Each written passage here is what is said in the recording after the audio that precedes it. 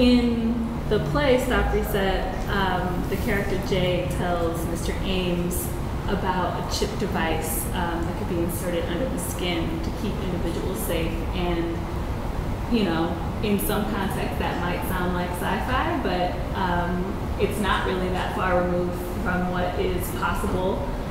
I lean on the side of, that's something that just does not interest me at all, like any kind of implantable device or anything that can keep tabs on me anywhere. I know a lot of people are installing like cameras in their home security system. I hate the idea of that, like that it can be recorded at any point in time. Like I think that there needs to be a certain level of like, I'm off and like you can't reach me, you can't find me. As I said earlier, right, I've had a lot of free time in my hands recently, and like my phone has just been off, right? And people are like, well, why didn't you call? Why? I tried calling you, and it's like you can leave a voice message, right? Like people still do that. So I'm leaning on the more kind of conservative, old school side of things as it relates to actually like my accessibility to the world and other people. I think there's a place to be off, right, and to be on, so to speak. Yes. If I may, I was making me think about so many things, and I feel like I should toss some of them into the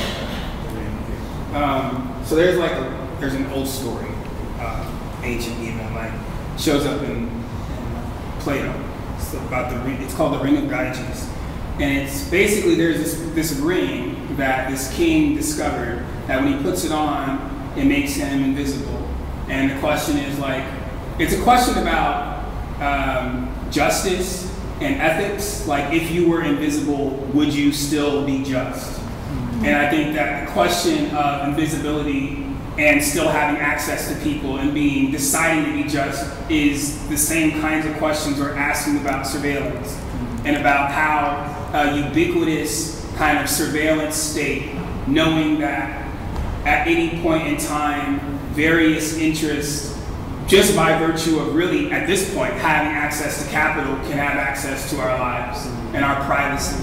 You know, how much do we trust that they are going to act justly? And, you know, it was kind of pessimistic of what was argued, because the person who told it, there's two sides. Like, Socrates believed that people will be just. Like, why are people just? Is really what the question is. Are people just because if they aren't just, then they will be punished for it? Or are people just because there's something innately right internally to us? And, you know, the pessimistic perspective is that, well, they're only just because they're going to be punished if they weren't. So if you get to a place where it's impossible to be punished for not being just, then what's to keep people just?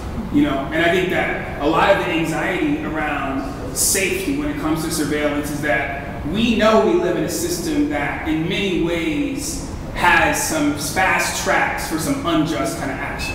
Like, you can get a lot of power by not being just. You just cut people down, you find your way. You know what I mean? Like, you know, you do your dirty thing on your way to the top. And it's questionable, like, that also people who are in a place where you have a concentrated kind of capital or wealth or influence also have access then. I remember I was at a reading, it was a poetry reading. It was your poetry reading, I talked to a guy who was a computer programmer.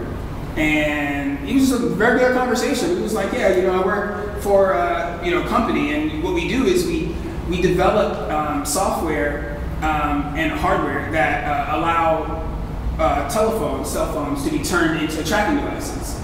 And we sell it to, you know, whatever companies, like some government organization. And I was very casual about the conversation. It was like, yeah, government organizations or private organizations, like, it was a really strange conversation, because this was just like, well, of course, you know, why wouldn't it be the case that the technology, the access to the tool would not, in a society or a system that has always been predicated on having access and having ideas and having openness, then be able to be kind of like hoarded by people who may not have the same kind of ethical responsibility towards humanity. And I think that why a lot of, I don't know what this conversation is about, but I think it's like Black millennials, why, you know, Black people might feel extremely uncomfortable is that there are a lot of political, social, philosophical issues that have never actually been worked out. Right. And we have this technology kind of like coming into place that are making it easier for everything to happen. everything's easier to happen. Tools are just making it easier, but we haven't really evolved ethically.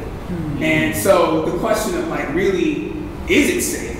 You know, certainly these tools are important, but I think the anxiety around it, like what you were saying, I just felt, you know, it creeps you out that people are watching. I think that's, yeah, exactly. In some ways, like why it would is because before they had access to watching in such a close way, shit was already really difficult and you know, disruptive. And so if you have tools that can make it far more easy to implement things that could be disruptive, especially to an identity that's considered counter to the norm or the orthodox, then it becomes much more important to consider the ethical kind of elements of it.